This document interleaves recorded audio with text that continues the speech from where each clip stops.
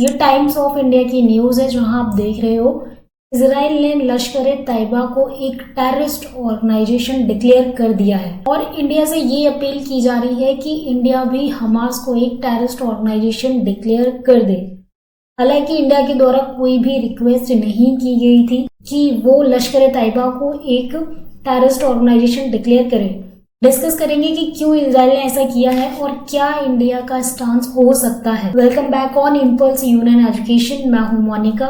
अगर आप लोगों को ये वीडियो पसंद आए तो इस वीडियो को लाइक करना, चैनल को सब्सक्राइब करना। जब से हमास के अटैक को इंडिया द्वारा क्रिटिसाइज किया गया है, तब से इजराइल द्वारा ये कोशिश की जा रही है कि इंडिया हमास को एक टेररिस्ट ऑर्गेनाइजेशन डिक्लेयर कर दे, क्योंकि इंडिया ने इस अटैक को तो क्रिटिसाइज किया है बट कहीं भी हमास का नेम नहीं लिया है, ना ही हमास को अभी तक टेरर ऑर्गेनाइजेशन डिक्लेयर किया है। इजराइल ने Pakistan based terror outfit Lashkar-e-Taiba को क्यों बैन किया, क्यों टेररिस्ट ऑर्गेनाइजेशन डिक्लेयर किया? क्योंकि 26 नवंबर को इंडिया में 15th anniversary of Mumbai attack है, यानी कि 26/11 की 15th एनिवर्सरी है, जिसे मार्क करने के लिए इजराइल के द्वारा ये किया गया है।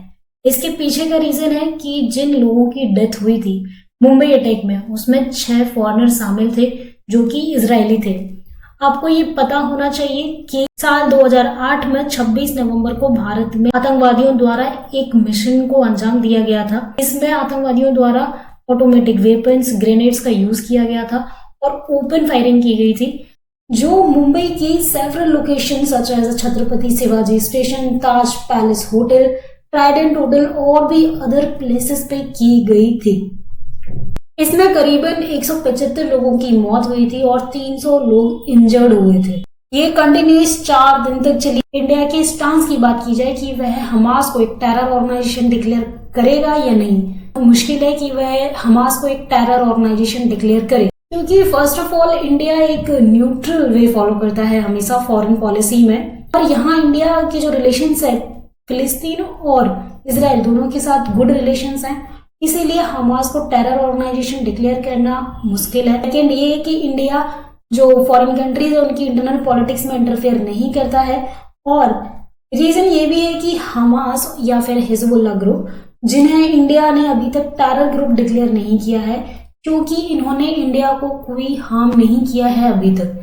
जैसे कि लश्कर-ए-तैयबा या फिर जैसे मोहम्मद द्वारा जो ऑपरेशन चलाए गए थे इंडिया के अंदर, जैसे कोई भी ऑपरेशन हमास के द्वारा नहीं चलाए गए हैं कि इंडिया हमास को डिक्लेयर करे टेरर ऑर्गेनाइजेशन। हमास को लेकर अलग अलग कंट्रीज में अलग अलग व्यूज हैं, जैसे कि US, Canada, UK, European union Hamas को टेररिस्ट ऑर्गेनाइजेशन मानते हैं, पर टर्की हमास को एक ऐसी ऑर्गेनाइजेशन मानता है कि जो अपने देश के लिए लड़ रही है, देश की आवाम के लिए लड़ रही है। साथ में जो कतर है वो भी यही बात बोलता है। कतर जो कि जीसीसी का पार्ट है, गल्फ कोऑपरेशन काउंसिल, जिसकी सारी कंट्री हमास को टेररिस्ट ऑर्गेनाइजेशन मानती हैं, उसके बावजूद कतर हमास का सपोर्ट करता है। अब क्वेश्चन आता है कि जब एक ऑर्गेनाइजेशन को टेररिस्ट डिक्लेयर कर दिया जाता है तो उसका इम्पैक्ट क्या पड़ता है। फर्स्ट तो ये कि उसके जितने भी फाइनेंशियल सोर्सेस हैं इसका पता लगाया जाता है। सेकेंड थिंग ये कि उसके जितने भी कनेक्शंस हैं अदर ऑर्गेनाइजेशन से और कंट्रीज से, उनका पता लगाया, एम क्या है उनका, इस बात का भी पता लगाया जाता है। इंडिया के कोई भी खास संबंध नहीं है हमास के साथ, तो इस केस में आप लोगों को क्या लगता है, क्या इंडिया को हमास को एक टेररिस्ट ऑर्गेनाइजेशन डिक्लेयर करना चाहिए या नहीं? Should India declare Hamas as a terrorist organisation और नॉट? कमेंट सेक्शन में जरूर बताना। Thank you.